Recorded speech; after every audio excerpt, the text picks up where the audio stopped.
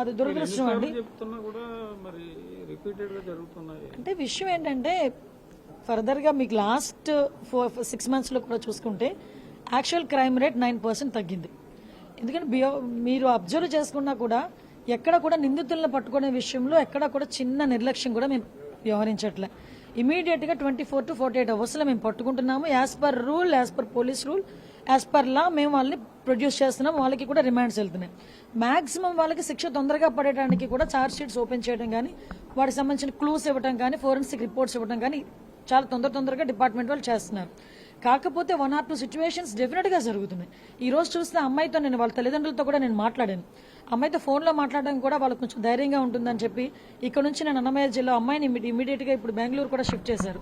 మన మంత్రిగా రాంప్రసాద్ రెడ్డి గారు కూడా ఇమీడియట్గా అక్కడికి వెళ్లారు. లోకేష్ గారు కూడా వాళ్ళతో పరామర్శించారు, వాళ్ళతో ఫోన్లో మాట్లాడారు. నేను కూడా మాట్లాడాను.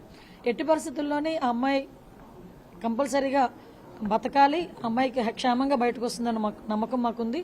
నిందితుడు ఎవరైనా కూడా కంపల్సరీగా యాజ్ ఎల్ యాజ్ పాసిబుల్ పట్టుకుంటాం. శిక్ష అయితే చాలా గట్టిగా కూడా ఉంటుంది.